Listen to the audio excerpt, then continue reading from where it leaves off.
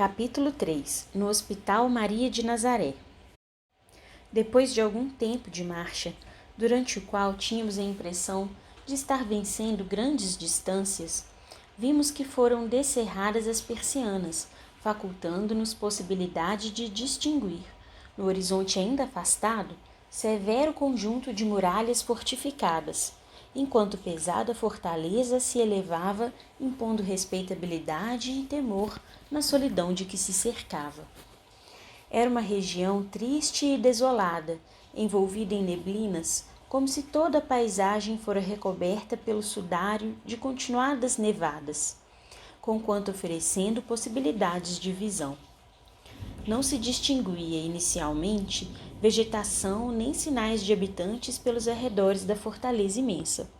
Apenas longas planícies brancas, colinas salpicando a vastidão, assemelhando-se a montículos acumulados pela neve. E ao fundo, plantadas no centro dessa nostalgia desoladora, muralhas ameaçadoras. A fortaleza grandiosa, padrão das velhas fortificações medievais, tendo por detalhe primordial meia dúzia de torres cujas linhas grandemente sugestivas despertariam a atenção de quem por ali transitasse. Funda inquietação percutiu rijamente em nossas sensibilidades, aviventando receios algo acomodados durante o trajeto. Que nos esperaria para além de tão sombrias fronteiras? Pois era evidente que para ali nos conduziam. Vista à distância, a edificação apavorava, sugerindo rigores e disciplinas austeras. Assaltou-nos tal impressão de poder, grandeza e majestade que nos sentimos ínfimos, acovardados só no avistá-la. Aproximando-se cada vez mais, o comboio finalmente estacou fronteiro a um grande portão que seria a entrada principal. Para além da cornija, caprichosamente trabalhada e urdida em letras artísticas e graúdas, lia-se em idioma português esta inscrição já nossa conhecida, a qual, como por encanto, serenou nossa agitação logo que a descobrimos. Legião dos Servos de Maria. Seguindo-se esta indicação que, emocionante, compeliu-nos a novas apreensões. Colônia Correcional. Sem resposta às indagações confusas do pensamento ainda lerdo e atordoado pelas longas dilacerações que me vinham perseguindo havia muito, desobriguei-me de averiguações e deixei que os fatos seguissem livre curso, percebendo que meus companheiros faziam o mesmo. Não faltava à fortaleza nem mesmo a defesa exterior de um fosso. Uma ponte desceu sobre ele e o comboio venceu o empecilho, fazendo-nos ingressar definitivamente nessa colônia, não isentados, porém, de sérias preocupações quanto ao futuro que nos aguardava. De entrada, notamos pelas imediações numerosos militares, qual se ali se aquartelasse um regimento.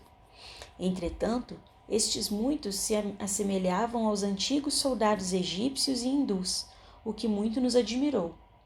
Sobre o pórtico da torre principal lia-se esta outra inscrição, parecendo-nos tudo muito interessante, como um sonho que nos cumulasse de incertezas. Torre de Vigia. Em que localidade estaríamos? Voltaríamos a Portugal? Viajaríamos por algum país desconhecido enquanto a neve se espalharia dominando a paisagem?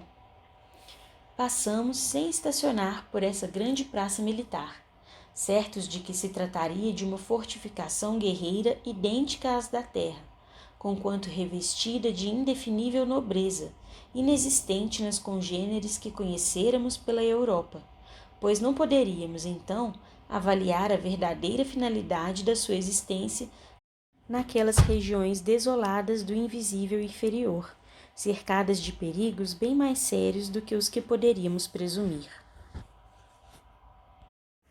Com surpresa, verificamos que entrávamos em cidade movimentadíssima, conquanto recoberta por extensos véus de neve ou cerração pesada. Não fazia, porém, frio intenso, o que nos surpreendeu, e o sol, mostrando-se a medo entre a cerração, deixava ocasião não só para nos aquecermos, mas também para distinguirmos o que houvesse em derredor.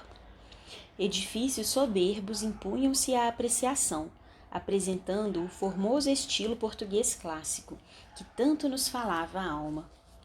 Indivíduos atarefados neles entravam e deles saíam em afanosa movimentação, todos uniformizados com longos aventais brancos, ostentando ao peito a cruz azul celeste ladeada pelas iniciais LSM. Dir-se-iam edifícios públicos, ministérios ou departamentos. Casas residenciais alinhavam-se graciosas e evocativas na sua estilização nobre e superior, traçando ruas artísticas que se estendiam laqueadas de branco como que asfaltadas de neve. À frente de um daqueles edifícios parou o comboio e fomos convidados a descer. Sobre o pórtico definia-se sua finalidade em letras visíveis: Departamento de Vigilância, Seção de Reconhecimento e Matrícula. Tratava-se da sede do departamento no qual seríamos reconhecidos e matriculados pela direção como internos da colônia. Daquele momento em diante, estaríamos sob a tutela direta de uma das mais importantes agremiações pertencentes à legião chefiada pelo grande espírito Maria de Nazaré, ser angélico e sublime, que na terra mereceu a missão honrosa de seguir, com solicitudes maternais, aquele que foi o Redentor dos homens. Conduzidos a um pátio extenso e nobre, que lembraria antigos claustros de Portugal, fomos em seguida transportados em pequenos grupos de 10 individualidades para determinado gabinete onde vários funcionários colaboravam nos trabalhos de registro. Ali deixaríamos a identidade terrena, bem assim as razões que nos induziram ao suicídio, o gênero do mesmo, como o local em que jazeram os despojos. Caso o recém-chegado não estivesse em condições de responder, o chefe da expedição supriria rapidamente a insuficiência, pois mantinha-se presente à cerimônia, dando contas ao diretor do departamento da importante missão que acabava de desempenhar. Tão árduo trabalho em torno de toda uma falange levara quando muito 2/4 de hora, porquanto os processos usados não eram idênticos aos conhecidos nas repartições terrenas. As respostas dos pacientes seriam antes gravadas em discos singulares, espécie de álbuns animados de cenas e movimentos, graças ao concurso de aparelhamentos magnéticos especiais. Tais álbuns reproduziriam até mesmo o som de nossa voz, como nossa imagem e o prolongamento do noticiário sobre nós mesmos, desde que posto em contato com o admirável maquinismo apropriado ao feito. Exatamente como discos e filmes na Terra reproduzem a voz humana e todas as demais variedades de sons e imagens neles existentes, e que devam ser retidos e conservados. Nossa identidade, portanto, era antes fotografada. As imagens emitidas por nossos pensamentos, no ato das respostas às perguntas formuladas, seriam captadas por processos que, na ocasião, escapavam à nossa compreensão. Durante muito tempo, perdemos de vista as mulheres que conosco haviam chegado ao departamento de vigilância. Os regulamentos da colônia impunham a necessidade de separá-las de seus companheiros de desventura. Assim sendo, logo à chegada e imediatamente depois da matrícula, foram confiadas às damas funcionárias da vigilância, a fim de serem encaminhadas aos departamentos femininos. Desde, portanto, que nos matriculavam, éramos separados do elemento feminino. Dentro em pouco, entregues a novos servidores, cujas operosidades se desenrolavam aquém dos muros da instituição, fomos compelidos ao ingresso em novos meios de transporte, que tudo indicava serem para uso dos perímetros internos, porquanto nos cumpria continuar a marcha iniciada desde o vale. Nossas viaturas agora eram leves e graciosas, quais trenós ligeiros e confortáveis, puxados pelas mesmas admiráveis parelhas de cavalos normandos, e com capacidade para 10 passageiros cada um. Ao cabo de 1 hora de corrida moderada, durante a qual deixávamos para trás o bairro da Vigilância, penetrando, por assim dizer, o campo, porque avançado em região despovoada, conquanto as estradas se apresentassem caprichosamente projetadas, orladas de arbustos níveos quais flores dos Alpes. Avistamos grandes marcos, como arcos de triunfo, assinalando o ingresso em novo departamento, nova província dessa colônia correcional, localizada nas fronteiras invisíveis da terra com a espiritualidade propriamente dita. Com efeito, lá estava a indicação necessária, entestando a arcada principal, norteando o recém-chegado por auxiliá-lo no esclarecimento de possíveis dúvidas. Departamento hospitalar. A um e outro lado, destacavam-se outras em que setas indicavam o início de novos trajetos, enquanto novas inscrições satisfaziam a curiosidade ou necessidade do viajante. À direita, manicômio; à esquerda, isolamento. Nossos condutores fizeram-no ingressar pela do centro, na qual também se lia em subtítulo Hospital Maria de Nazaré. Imenso parque ajardinado surpreendia-nos para além dos marcos, enquanto amplos edifícios se elevavam em locais aprazíveis da situação. Padronizando sempre o estilo português clássico, esses edifícios apresentavam muita beleza e amplas sugestões com suas arcadas, colunas, torres, terraços, onde flores trepadeiras se enroscavam acentuando agradável estética. Para quem, como nós, angustiados e miseráveis, procedia das atras regiões, semelhante localidade, não obstante insulsa, graças à inalterável brancura, aparecia como suprema esperança de redenção. E nem faltavam, aformoseando o parque, tanques com repuxos artísticos a esguicharem água límpida e cristalina, a qual tombava em silêncio, cascateando mimosas gotas como pérolas, enquanto aves mansas, bando de pombos graciosos, esvoaçavam ligeiros entre açucenas. Ao contrário das demais dependências hospitalares, como o isolamento e o manicômio, o Hospital Maria de Nazaré, ou Hospital Matriz, não se rodeava de qualquer barreira. Apenas árvores frondosas, tabuleiros de açucenas e rosas teciam-lhe graciosas muralhas. Muitas vezes pensei, quando dos meus dias de convalescença, como seria arrebatadora a paisagem se a policromia natural rompesse o sudário níveo que tudo aquilo envolvia, entristecendo o ambiente de incorrigível monotonia. Fatigados, sonolentos e tristes, subimos a escadaria. Grupos de enfermeiros atenciosos, todos homens, chefiados por 2 jovens trajados à indiana, assistentes do diretor do departamento, os quais mais tarde soubemos chamarem-se Romeu e Alceste, receberam-nos das mãos dos funcionários da vigilância incumbidos, até então, da nossa guarda, e, amparando-nos bondosamente, conduziram-nos ao interior. Penetramos galerias magníficas, ao longo das quais portas largas e envidraçadas, com caixilhos levemente azuis, deixavam ver o interior das enfermarias, o que vinha esclarecer que o enfermo jamais se reconheceria a sós. Nossos grupos separaram-se à indicação dos enfermeiros, 10 à direita, 10 à esquerda. Cada dormitório continha 10 leitos alvíssimos e confortáveis, amplos salões com balcões para o parque.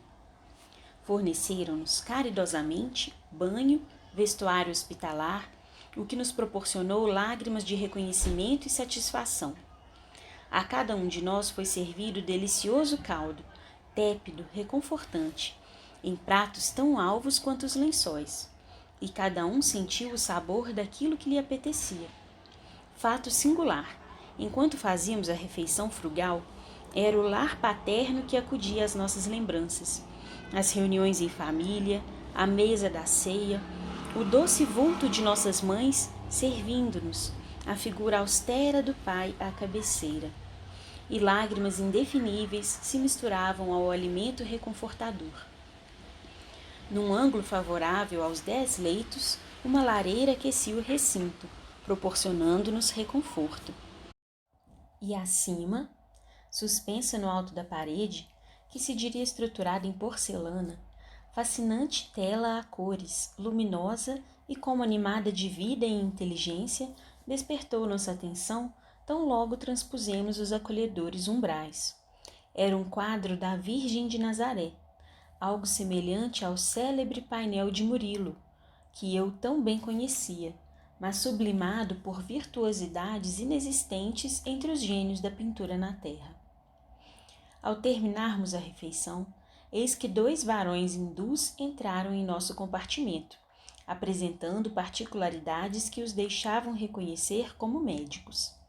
Faziam-se acompanhar de 2 outros varões, os quais deveriam acompanhar-nos durante toda a nossa hospitalização, pois eram responsáveis pela enfermaria que ocupávamos. Chamavam-se estes Carlos e Roberto de Canalejas. Eram pai e filho, respectivamente, e, quando encarnados, haviam sido médicos espanhóis na terra. Era, no entanto, imperfeitamente que a todos eles percebíamos, dado o estado de debilidade em que nos encontrávamos. Dir-se-ia que sonhávamos, e o que vimos narrando ao leitor só podia ser por nós entrevisto como durante as oscilações do sonho. Não obstante, os hindus aproximaram-se de cada um dos leitos, falaram docemente a cada um de nós, apuseram sobre nossas cabeças atormentadas as mãos delicadas e tão níveas que se diriam translúcidas. Acomodaram nossas almofadas, obrigando-nos ao repouso. Cobriram-nos paternalmente, aconchegando cobertores aos nossos corpos enregelados, enquanto murmuraram em tonalidades tão carinhosas e sugestivas que pesada sonolência nos venceu imediatamente. Necessitais de repouso, repousai sem receio, meus amigos. Sois todos hóspedes de Maria de Nazaré, a doce mãe de Jesus.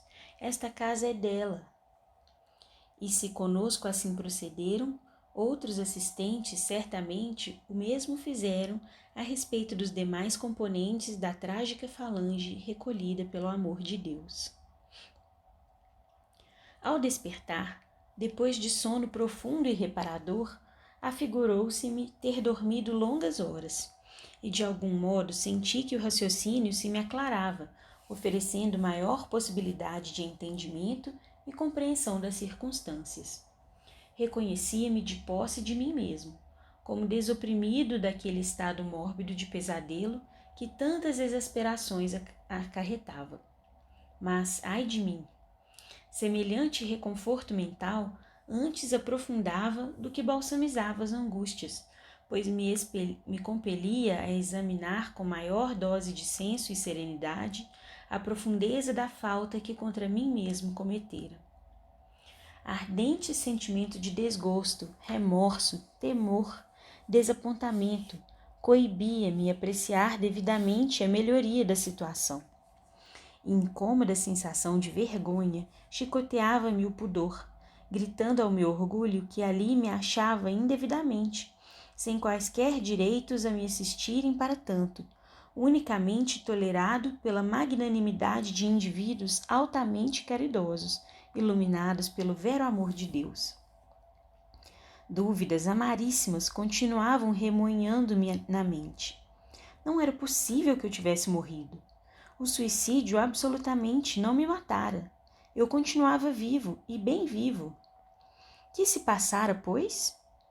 Meus companheiros de enfermaria e, por certo, todos os demais que integravam o extenso cortejo proveniente das escuridades do vale, entregar-se-iam a idênticas elucubrações.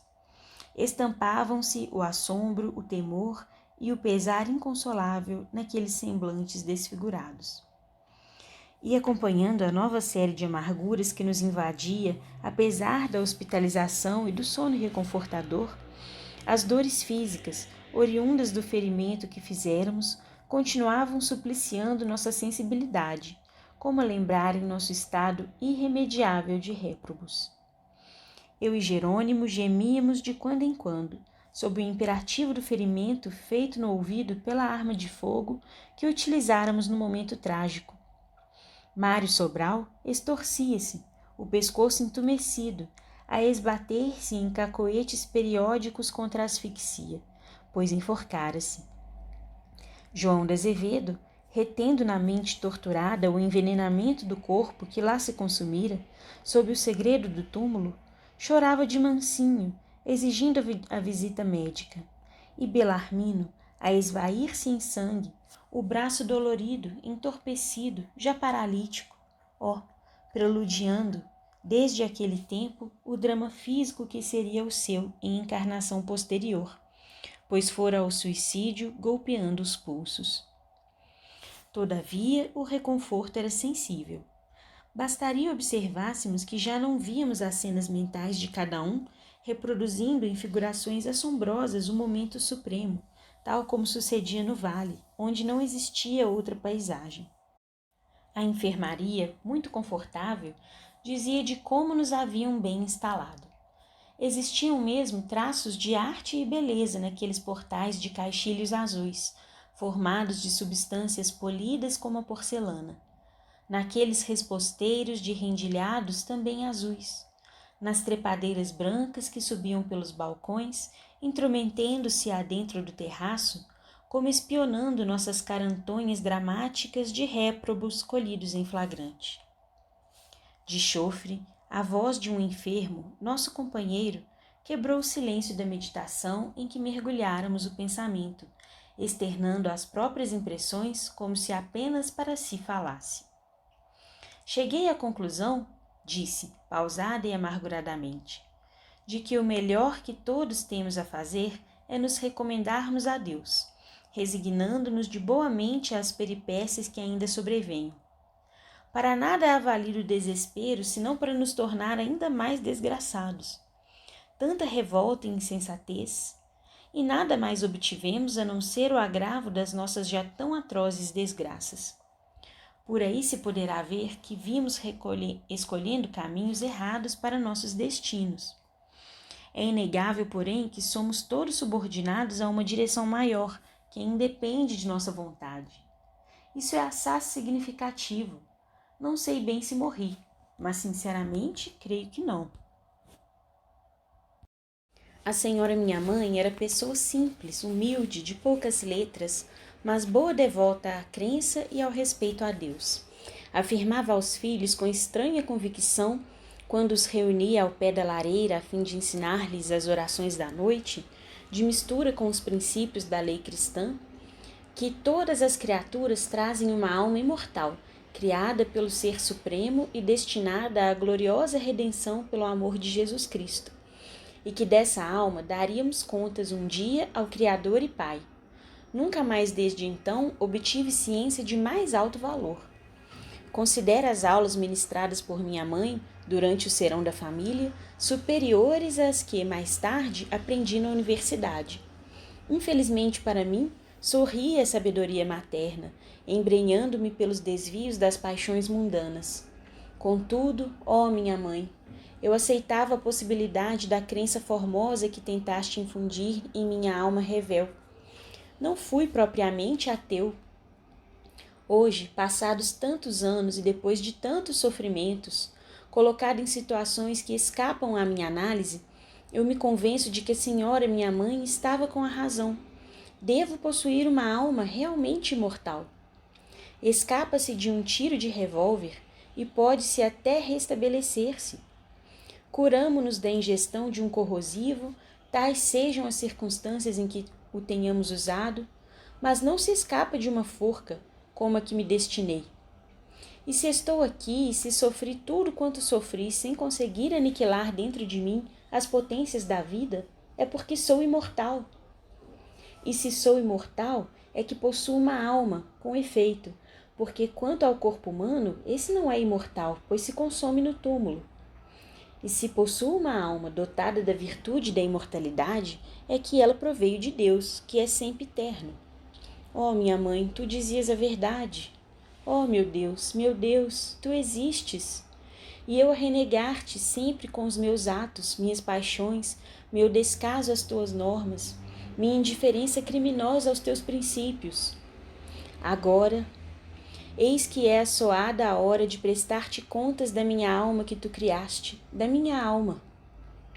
Eis que nada tenho a dizer-te, Senhor, senão que minhas paixões infelicitaram-na, quando o que determinaste ao criá-la era que eu a conduzisse obedientemente ao teu regaço de luz. Perdoa-me, perdoa-me, Senhor Deus. Lágrimas abundantes misturaram-se a estertores de asfixia.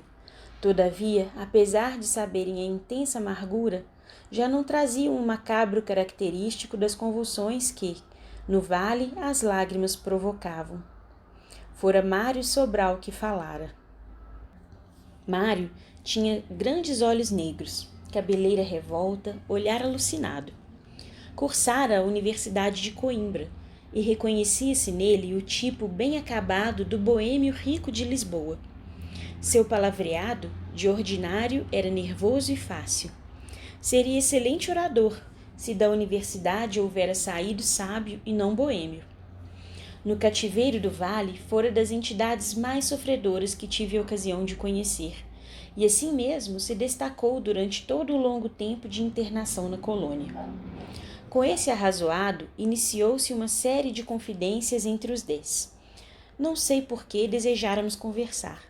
Talvez a necessidade de mútua consolação nos impelisse a abrir os corações.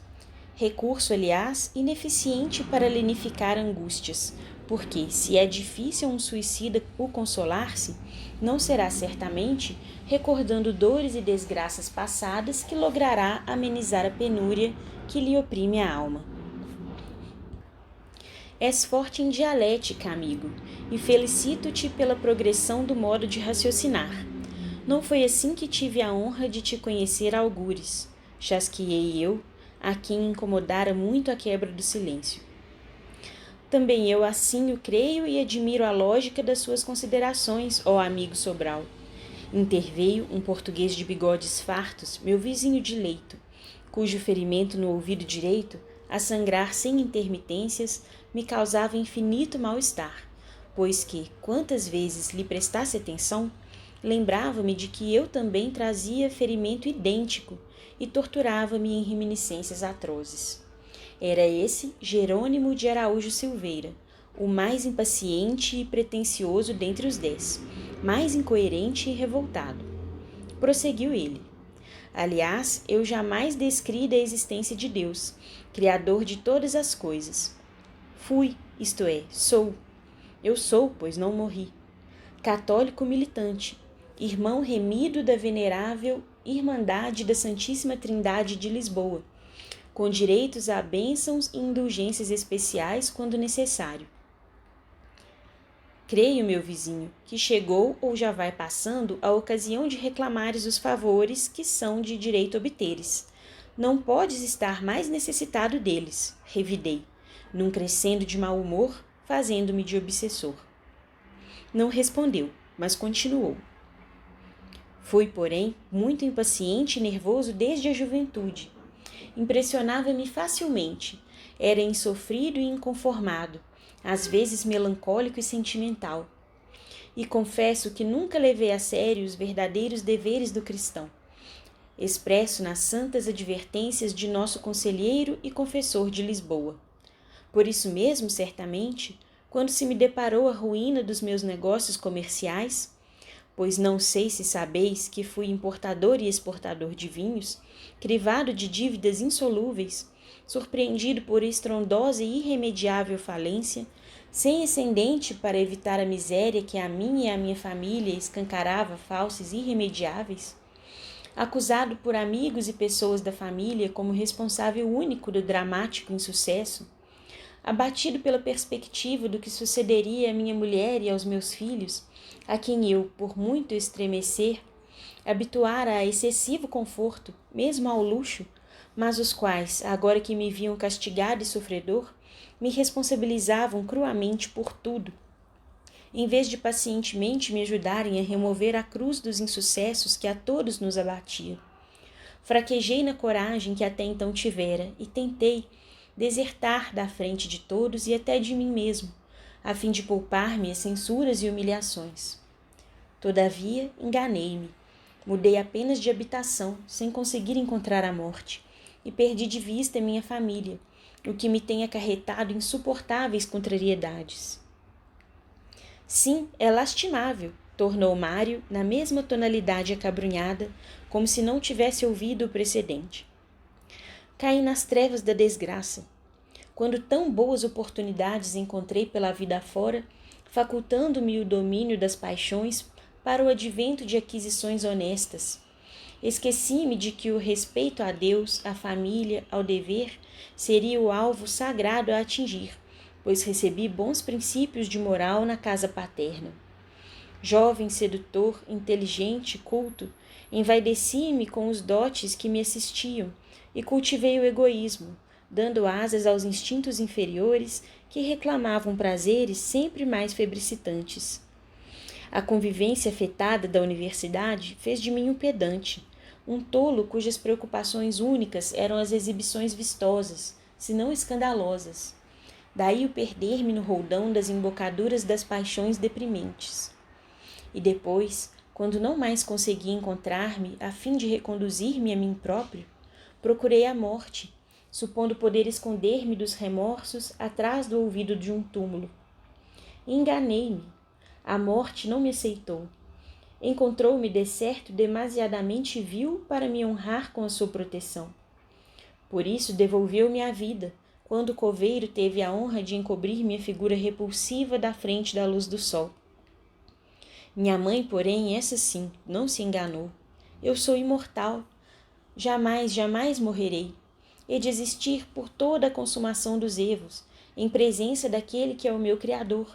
Sim, porque para sobreviver às desgraças que cruciaram o meu sentir, desde a noite aziaga da primavera daquele ano de 1889, só um ser que seja imortal.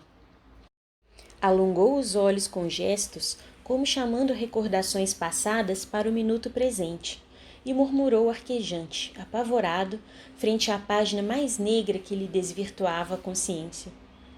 Sim, meu Deus, perdoa-me, perdoa-me. Eu me arrependo e submeto-me, visto que reconheço que errei. Perdi-me diante de ti, meu Deus, à frente da desesperadora paixão que nutri por Eulina. Mas, se mo permites, reabilitar-me-ei por amor de ti. Eulina, tu não valias sequer o pão que eu fornecia para saciares tua fome. Contudo, eu te amava, acima de todas as conveniências, a despeito até da própria honra. Eras pérfida, malvada. Eu, porém, inferior devia ser, ainda mais do que tu, porque casado, sendo minha esposa nobre e digna senhora, era pai de 3 inocentes criancinhas, às quais devia amor e proteção. Abandonei-os por ti, Eulina. Desinteressei-me de seus encantos, porque me arrebatei irremediavelmente pelos teus. Estranha beleza dos torrões sul-americanos que tu eras. Oh, como eras linda! Mas não me amavas.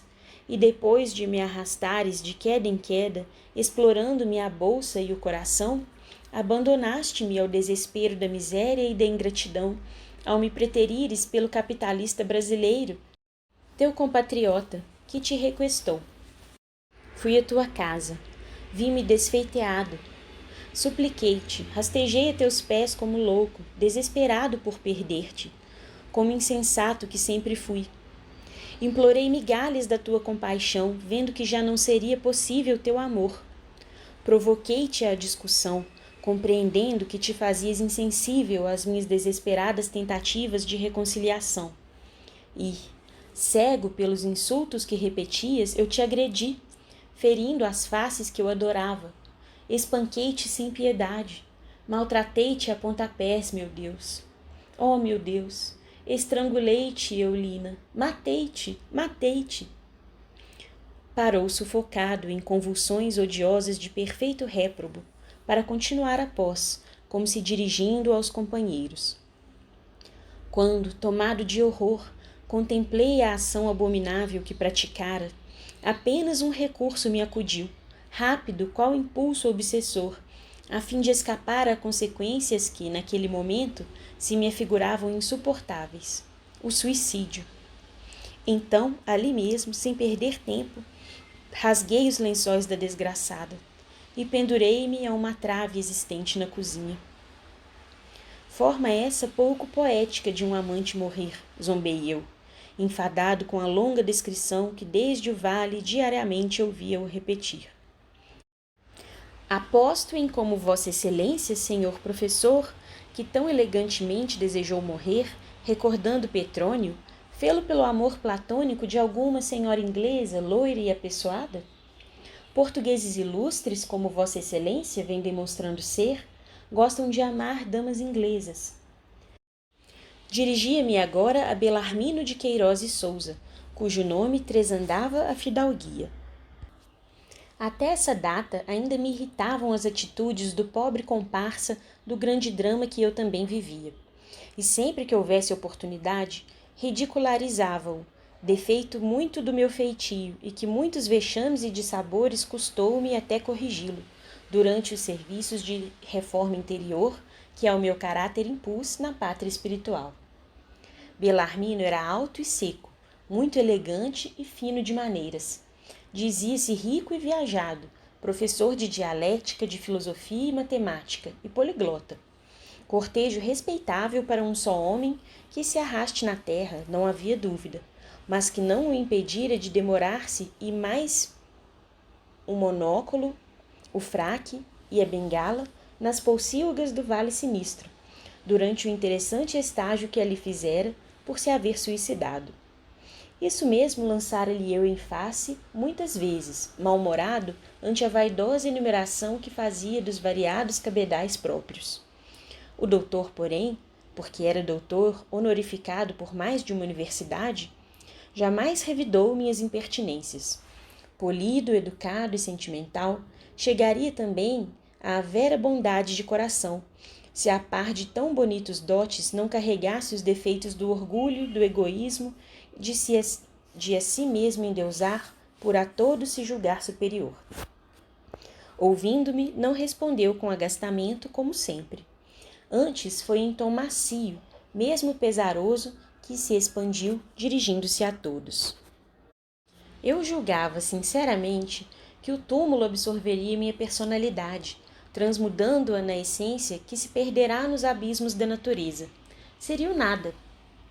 Discípulo de Auguste Comte, a filosofia levou-me ao materialismo, ao mecanismo acidental das coisas, única explicação satisfatória que ao raciocínio pude oferecer diante das anomalias com que deparava a cada passo pela vida em fora, para me alarmar o coração e decepcionar a mente.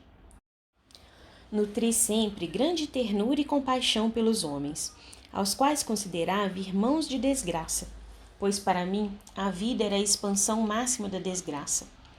Embora deles procurasse afastar-me quanto possível, temendo amá-los demasiadamente e, portanto, sofrer. Nem outra coisa compreenderia eu o que seria, senão desgraça, um homem nascer, viver, trabalhar, sofrer, lutar por todos os pretextos, para depois desfazer-se irremissivelmente no pó do túmulo. Não fui jamais dado a namoramentos de baixa ou elevada classe. Para que amar, constituir família, contribuindo para lançar à vida outros desgraçados a mais, se a filosofia convencera-me, além do mais, de que o amor era apenas uma secreção do cérebro? Fui um estudioso, isso sim, e estudava a fim de me aturdir, evitando o acúmulo de elucubrações sobre a miserável situação da humanidade. Assim sendo, não sobravam a mim horas para cultivar amor junto a damas inglesas ou portuguesas. Estudava para esquecer que um dia também me perderia no vácuo. Fui um infeliz, como toda a humanidade o é. Somente no ambiente sereno do lar desfrutava alguma satisfação. Agarrei-me ao lar quanto possível, pesaroso de, um dia, ser forçado a abandoná-lo para me aniquilar entre os vermes que destruiriam minha individualidade. Minha mãe, que partilhava de minhas convicções, porque também as recebera de meu genitor, bastava-me para companhia nas horas de lazer. O móvel da minha tentativa de suicídio, como vê, não foi desgosto amoroso, foi a perda da saúde. Fui sempre fisicamente débil, franzino, um triste sonhador infeliz e insatisfeito, apavorado do existir. Incorrigível desconsolo entenebreceu os dias de minha vida. Encerrado nesse círculo deprimente, via tuberculose apossar-se de meu organismo, mal hereditário que me não foi possível combater. Desenganado pela ciência, preferi então acabar de vez, sem maiores sofrimentos, com a matéria miserável que começava a apodrecer sob a desintegração fornecida por uma moléstia incurável. Matéria que, por sua própria natureza, destinada era à podridão da morte, ao eterno tombo nas voragens do nada. Para que, pois, esperaria eu a marcha dolorosa da tuberculose extinguir minha individualidade em lentos suplícios, sem consolo, sem esperança compensadora no porvir de além-morte, onde não encontraria senão um aniquilamento absoluto, a desintegração perfeita, espantalho humano atirado ao desalento, do qual fugiriam todos, a própria mãe inclusive? Quem o adivinharia, temendo os perigos do contágio? Morrer era solução boa, muito lógica, para quem, como eu, só via à frente um corpo aniquilado pela doença e a destruição absoluta do ser, como desanimadoras expectativas.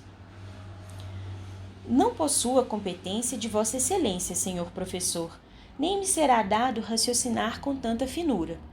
Todavia, com o devido respeito à pessoa de Vossa Excelência, considero execrável pecado o não aceitar o homem a existência de Deus, sua paternidade para com as criaturas e a eternidade da alma, por mais criminoso e abjeto que seja. Felizmente para mim, foram coisas em que sempre acreditei com veemência. Intrometeu-se Jerônimo com simplicidade, sem perceber a tese profunda que apresentava a um ex-professor de dialética. Como e por que, então, vos revoltastes contra as circunstâncias naturais da vida humana, isto é, aos sofrimentos que vos couberam na desoladora partilha, a ponto de confessardes que desejastes morrer, senhor Araújo Silveira? Se eu, desfavorecido pela fé, carente de esperança, desamparado pela descrença em um ser supremo, à mercê do pessimismo a que minhas convicções conduziam, para quem o túmulo apenas traduzia ouvido, aniquilamento, absorção no vácuo, me desorientasse ao embater da desventura e tentasse matar-me, a fim de poupar-me luta desigual e inútil, concebe-se. Mas vós outros, crentes na paternidade de um Deus Criador, sede de perfeições infinitas, como dizeis, sob cuja direção sábia caminhais, vós, certos da personalidade eterna, fadada à mesma finalidade gloriosa do seu Criador, herdeira da própria eternidade existente naquele Ser Supremo, para a qual marcha, pela ordem natural da lei de atração e afinidade, cair em desesperações e revoltar-se contra a mesma lei, pois sei que a crença no poder absoluto proíbe a infração do suicídio. É paradoxo que não se chega a admitir.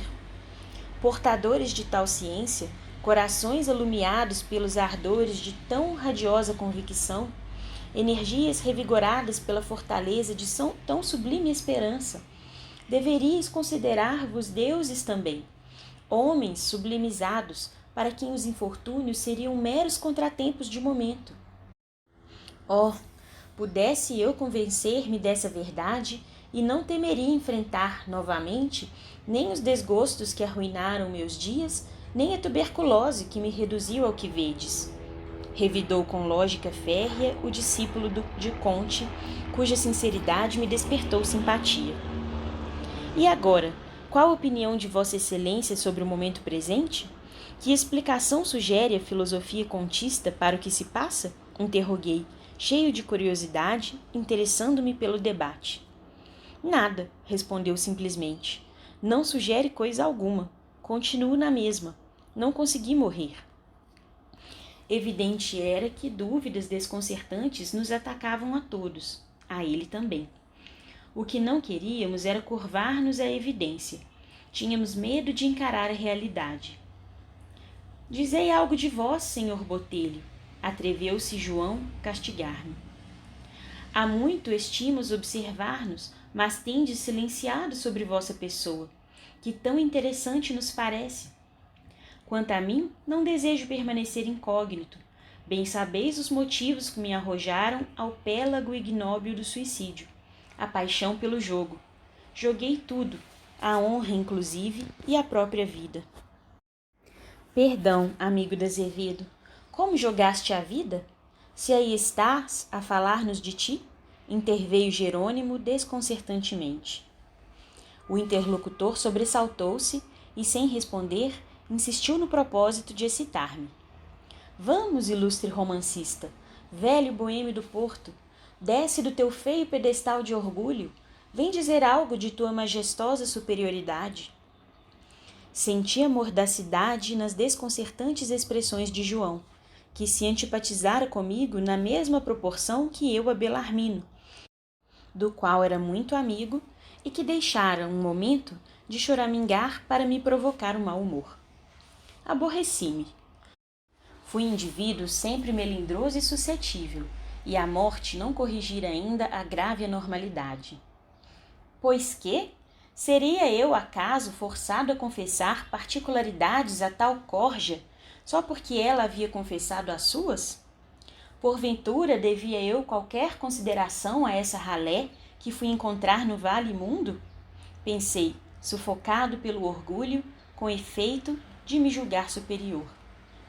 A consideração que aos companheiros de infortúnio o meu mau senso negava, a mim mesmo continuava dispensando gratamente, entendendo que, se para lá eu também me vira arremessado, era que no meu caso existira injustiça calamitosa, que eu não merecia a repressão por ser melhor, mais digno, mais credor de favores do que os outros que comigo lá se haviam homiziado. Fosse como fosse, preferia não me expandir, porque o meu orgulho a tanto não me animava. Todavia, personagens de nossa infeliz categoria não se acham à altura de sopitar impulsos do pensamento, calando expansões diante de afins. Tampouco sabem dominar emoções, furtando-se à vergonha das devassas no campo íntimo, em presença de estranhos. Assim sendo, as torrentes de vibrações deseducadas derramam-se do seu interior, configuradas em palavreado ardente e emotivo, ainda que elas próprias não o desejem. Tal se as comportas magnéticas, que as retivessem nos pegos mentais, se houvessem rompido, graças às agitações de que se fizeram presas. Aliás, o tom sincero, a formosa lianeza do professor de filosofia e dialética, convidando-me à atitude menos descortês do que a que me habituara até então, fez-me aquecer ao alvitre de João de Azevedo. Mas foi, antes, dirigindo-me de preferência àquele, por entender que só a sua elevada cultura estaria a plano de me compreender, que fui dizendo, grave, compenetrado, concedendo-me importância ridícula na humílima situação em que me achava. Eu, senhor professor, sou um indivíduo que se imaginava iluminado por um saber sem jaças, mas que, em verdade, hoje começa a compreender que ignorava, e continua ignorando, o que a 2 palmos do próprio nariz existe. Fui paupérrimo. Digo fui porque algo segreda em meu ser que tudo isso pertenceu ao pretérito, com o insuportável defeito de ser orgulhoso.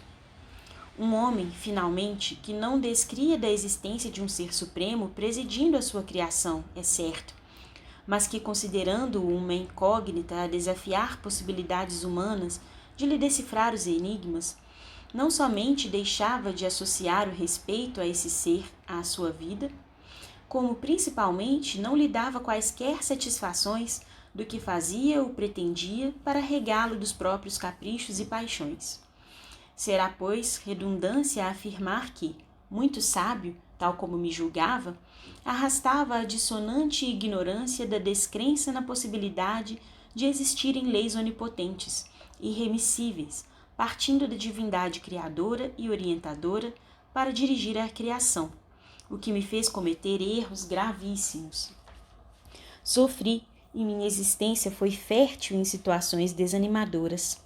A resignação nunca foi virtude a que se amoldasse o meu caráter violento e agitado por índole. A fundeza dos meus sofrimentos tornou-me irritadiço e genioso. O orgulho, insulou-me na convicção de que para além de mim só existiriam valores sofríveis. Após décadas de prélios malogrados, de aspirações banidas da imaginação por irrealizáveis no campo da objetividade, de ideais decepcionados, de desejos tão justos quanto insatisfeitos, de esforços rechaçados, de energias varridas por sucessivos desapontamentos e vontades conjugadas para o bem tornarem ao ponto de origem enfraquecidas e rotas por impiedosos insucessos.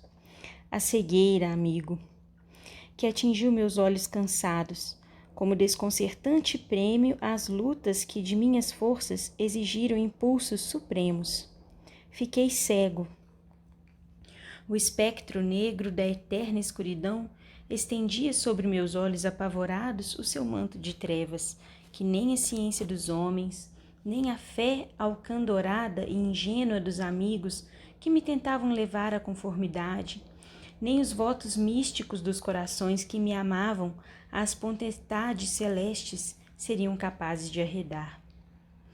Descri mais das mesmas potestades. Cego? Cego eu?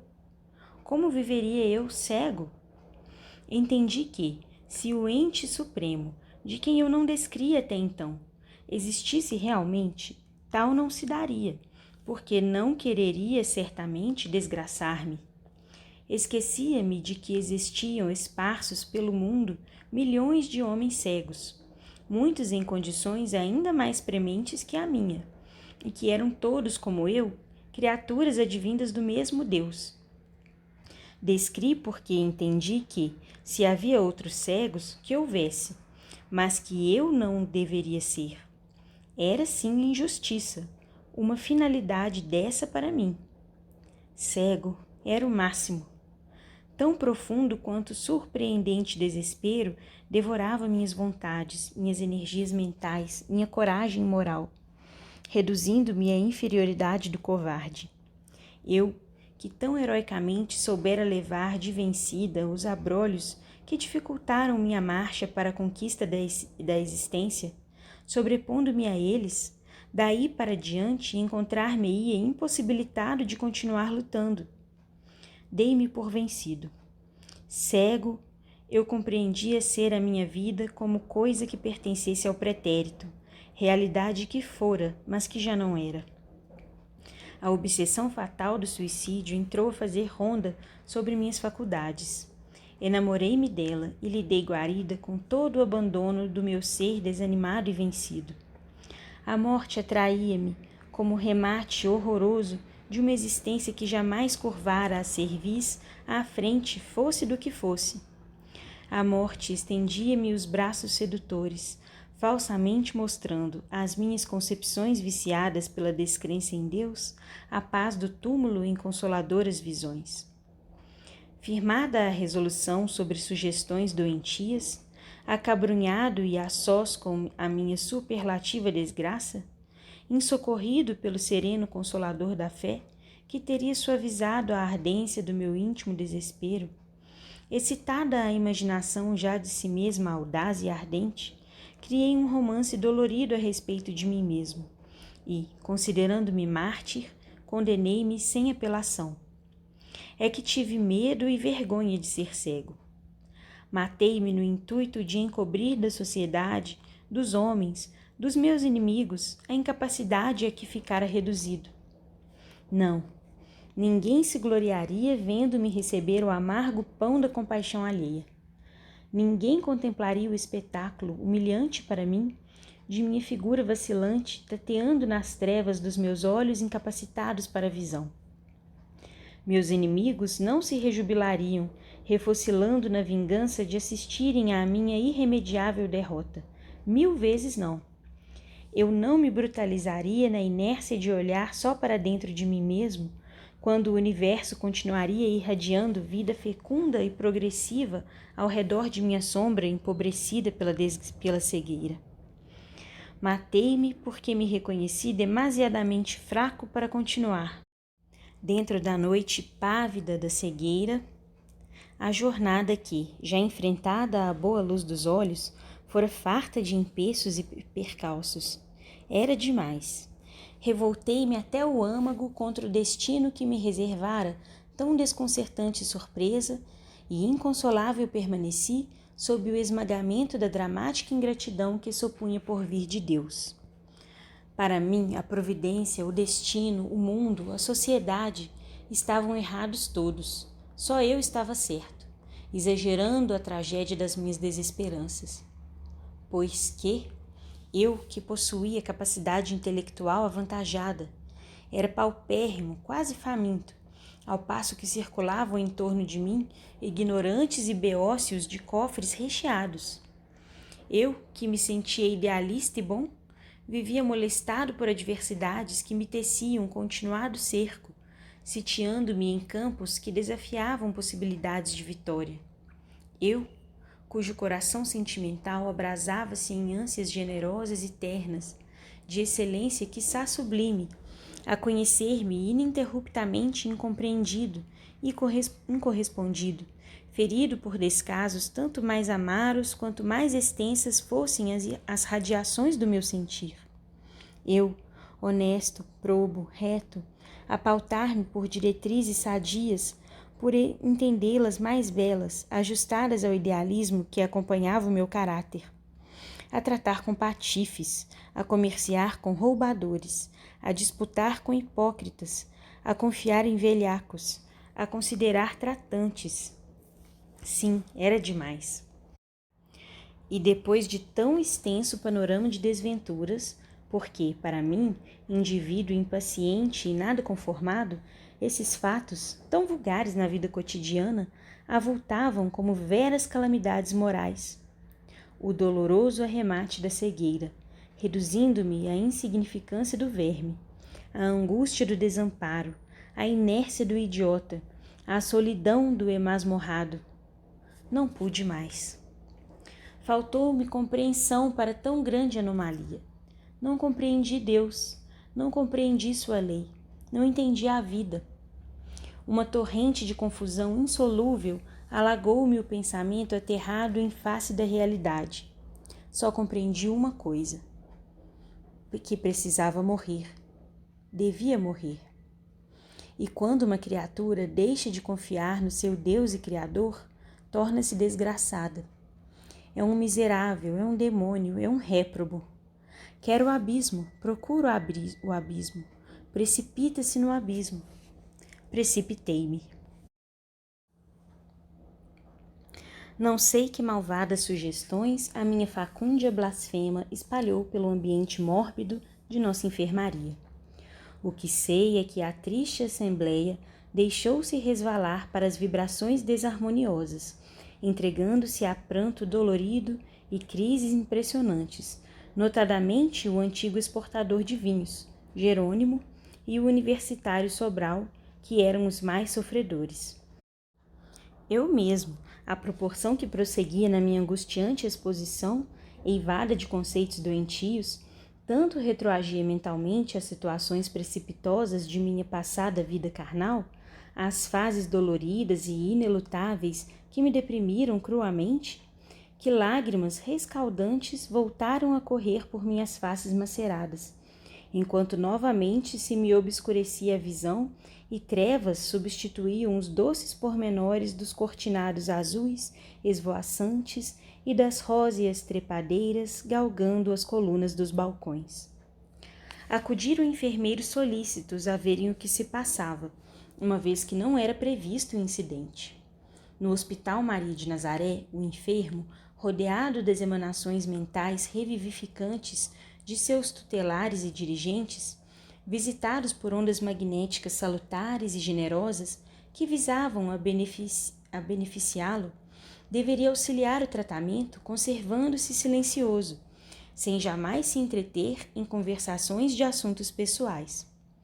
Conviria repousar, procurar esquecer o passado tormentoso, varrer recordações chocantes, refazendo-se quanto possível das longas dilacerações que desde muito o acotilavam. Fomos advertidos, portanto, como infratores de um dos mais importantes regulamentos internos. E nem poderíamos exculpar-nos alegando ignorância, porque, ao longo das paredes, letreiros fosforescentes a cada momento despertavam nossas atenções com permanentes pedidos de silêncio, enquanto a própria instituição oferecia o exemplo, movimentando suas constantes azáfamas sob o controle de criteriosa discrição. E, embora bondosamente declarassem que uma reincidência implicaria em atitude punitiva por parte da direção, qual a transferência para o isolamento, pois o fato a repetir-se produziria distúrbios de consequências imprevisíveis, não somente para o nosso estado geral, mas também para a disciplina hospitalar que deveria ser rigorosamente observada, o que nos levou a perceber serem mais austeras as regras no isolamento, mais temíveis as suas disciplinas. E para que medida tão ríspida fosse evitada, estabelecida foi severa vigilância em nossa dependência. Desde aquele momento, um guarda do regimento de lanceiros hindus, aquartelados no departamento de vigilância, foi designado para o plantão em nossos apartamentos. Cerca de um quarto de hora depois, enfermeiro loiro e risonho, jovem que andaria pelos 23 anos, o qual entrevíramos ao darmos entrada no importante estabelecimento do Astral, por ser um daqueles que nos receberam a par de Romeu e de Alceste, visitou-nos, fazendo-se acompanhar de mais 2 obreiros da casa, e, irradiando simpatia, foi dizendo muito afetuosamente, pondo-nos à vontade: Meus amigos, chamo-me Joel Steele. Sou, ou fui, como queiram, português nato, mas de origem inglesa. Em verdade, o velho Portugal foi sempre muito querido ao meu coração. Jamais pude esquecer os dias venturosos que em seu seio generoso passei. Fui feliz em Portugal, mas depois os fados me arrastaram para o país de Gales, berço natal de minha querida mãe, Doris Mary Steele da Costa. E então, bem, é como compatriota e amigo que vos convido ao gabinete cirúrgico a fim de serdes submetidos aos necessários exames, pois que se iniciam nesse momento os trabalhos de cirurgia. Prontificamo-nos esperançados. Não desejávamos outra coisa desde muito tempo. As dores que sentíamos, nossa indisposição geral, refletindo penosamente o que ocorrera com o corpo físico material, havia muito que nos fazia ansiar pela presença de um facultativo.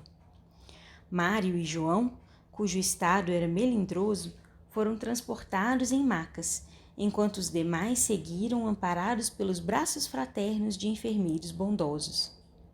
Pude então distinguir algo dessa casa magnânima, assistida pela carinhosa proteção da excelsa Mãe do Nazareno. Não somente o excelente conjunto arquitetônico seria digno de admiração, também a montagem, o grandioso aparelhamento, conjunto de peças extraordinárias, apropriadas às necessidades da clínica no astral, demonstrando o elevado grau que atingira a medicina entre nossos tutelares, muito embora se não tratasse o local onde nos encontrávamos de zona adiantada da espiritualidade. Médicos dedicados e diligentes atendiam com fraternas solicitudes aos míseros necessitados dos seus serviços e proteção. Estampavam-se em suas fisionomias bondosas o compassivo interesse do ser superior pelo mais frágil, da inteligência esclarecida pelo irmão infeliz ainda mergulhado nas trevas da ignorância. Entretanto, nem todos trajavam uniformes à indiana. Muitos envergavam longos aventais vaporosos e alvíssimos, quais túnicas singulares de tecido fosforescente. Não assisti ao que foi passado com meus companheiros de desdita. Quanto a mim, chegando ao pavilhão reservado aos labores assistenciais, fui transferido dos cuidados de Joel Steele para os do jovem doutor Roberto de Canalejas, o qual me encaminhou para determinada dependência na qual minha organização físico-espiritual, o perispírito, foi submetida a minuciosos e importantes exames. Carlos de Canalejas, pai do precedente, ancião venerável, antigo facultativo espanhol que fizera da medicina um sacerdócio, página heróica de abnegação e caridade digna do beneplácito do médico celeste, e mais um dos psiquistas. 9. Nota espiritual. Pessoa que estuda psiquismo, doutrina filosófica que supõe ser a alma formada por um fluido especial que anima todos os seres vivos. Fim da nota. E mais um dos psiquistas hindus que nos socorreram à chegada, Rosendo, foram os meus assistentes. Roberto passou então a assistir ao importante labor qual doutorando as lições dos mestres nos santuários da ciência, o que vinha esclarecer encontrar-se ele ainda em aprendizado na medicina local. À minha organização astral prestaram socorros físicos astrais justamente nas regiões correspondentes às que, no envoltório físico terreno, foram dilaceradas pelo projétil de arma de fogo de que me utilizara para o suicídio, ou seja, os aparelhos faríngico, auditivo, visual e cerebral, pois o ferimento atingira toda essa melindrosa região do meu infeliz envoltório carnal.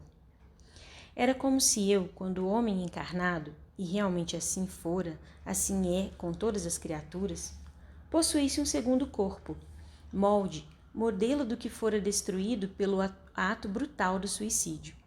Como se eu fora duplo, e o segundo corpo, possuindo a faculdade de ser indestrutível, se ressentisse, no entanto, do quanto sucedesse ao primitivo, qual se estranhas propriedades acústicas sustentassem repercussões vibratórias capazes de se prolongarem por indeterminado prazo, fazendo enfermar aquele. Sei que os tecidos semimateriais das regiões já citadas do meu perispírito, profundamente afetadas, receberam sondagens de luz, banhos de propriedades magnéticas, bálsamos quintessenciados, intervenções de substâncias luminosas extraídas dos raios solares, que deles extraíram fotografias e mapas movediços, sonoros, para análises especiais. Que tais fotografias e mapas, mais tarde, seriam encaminhados à seção de planejamento de corpos físicos do Departamento de Reencarnação, para estudos concernentes à preparação da nova vestidura carnal que me caberia para o retorno aos testemunhos e expiações na terra, aos quais julgara poder furtar-me com o tresloucado gesto que tivera. Sei que, submetida ao estranho tratamento, envolvido em aparelhos sutis, luminosos, transcendentes, permaneci 1 hora, durante a qual o velho doutor Canalejas e o cirurgião hindu desvelaram-se carinhosamente, reanimando-me com palavras encorajadoras, exortando-me à confiança no futuro, à esperança no supremo amor de Deus. E sei também que causei trabalhos árduos, mesmo fadigas àqueles abnegados servos do bem, que exigi preocupações, obrigando-os a devotamentos profundos, até que, em meu físico astral, se extinguissem as correntes magnéticas afins com o físico terreno, as quais mantinham um clamoroso desequilíbrio que nenhuma expressão humana será bastante veraz para descrever. É que o corpo astral, isto é, o perispírito, ou ainda o físico espiritual, não é uma abstração, figura incorpórea, etérea, como supuseram. Ele é, ao contrário disso, organização viva, real, sede das sensações, na qual se imprimem e repercutem todos os acontecimentos que impressionem a mente e afetem o sistema nervoso, do qual é o dirigente. É que, nesse envoltório admirável da alma, da essência divina que em cada um de nós existe, assinalando a origem de que provimos, persiste também uma substância material, conquanto quintessenciada, o que a ele faculta a possibilidade de adoecer, ressentir-se, pois que semelhante estado de matéria é assaz impressionável e sensível, de natureza delicada, indestrutível, progressível, sublime, não podendo por isso mesmo padecer, sem grandes distúrbios, a violência de um ato brutal como o suicídio para o seu invólucro terreno. Entretanto, sob tantos cuidados médicos, mais se avantajam minhas dúvidas quanto à situação própria. Muitas vezes, durante a desesperadora permanência no Vale Sinistro, eu chegara a acreditar que morrera, sim, e que minha alma condenada espiava nos infernos os tremendos desatinos praticados em vida. Agora, porém, mais sereno, vendo-me internado em bom hospital, submetido a intervenções cirúrgicas, conquanto muito diversos fossem os métodos locais dos que me eram habituais, novas camadas de incertezas aquietavam-me o espírito. Não era possível que eu tivesse morrido. Isto seria morte? Seria vida? Foi, portanto, derramando aflitivo pranto que, em dado momento, naquele primeiro dia, sob as desveladas atenções de Carlos e Rosendo, bradei excitado, febril, incapaz de por mais tempo me conter. Afinal, onde me encontro eu? Que aconteceu? Estarei sonhando? Eu morri ou não morri?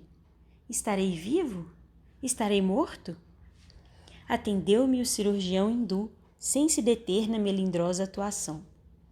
Fitando-me com brandura, talvez para demonstrar que minha situação lhe causava lástima ou compaixão, escolheu o tono mais persuasivo de expressão e respondeu sem deixar margem à segunda interpretação. Não, meu amigo, não morreste. Não morrerás jamais, porque a morte não existe na lei que rege o universo. O que se passou foi, simplesmente, um lamentável desastre com teu corpo físico terreno, aniquilado antes da ocasião oportuna por um ato mal orientado do teu raciocínio. A vida, porém, não residia naquele teu corpo físico terreno, e sim neste que vês e contigo sentes no momento, o qual é o que realmente sofre, o que realmente vive e pensa, e que traz a qualidade sublime de ser imortal. Enquanto o outro, de carne, que rejeitaste, aquele, apropriado somente para o uso durante a permanência nos proscênios da terra, já desapareceu sob a sombria pedra de um túmulo, como vestimenta passageira que é deste outro que aqui está. Acalma-te, porém, melhor compreenderás a proporção que te fores restabelecendo. Trouxeram-me em maca rumo da enfermaria. Meu estado requeria repouso. Serviram-me reconfortante caldo, pois eu tinha fome. Deram-me a beber água cristalina e balsamizante, pois eu tinha sede. Em redor, o silêncio e a quietação, envolvidos em ondas de reconforto e beneficência, convidavam ao recolhimento. Obedecendo à caridosa sugestão de Rosendo, procurei adormecer, enquanto o desapontamento, trazido pela inapelável realidade, fez ecoar suas decisivas expressões em minha mente atormentada. A vida não residia no corpo físico terreno que destruíste, mas sim neste que vês e sentes no momento, o qual traz a qualidade sublime de ser imortal. Fim do capítulo.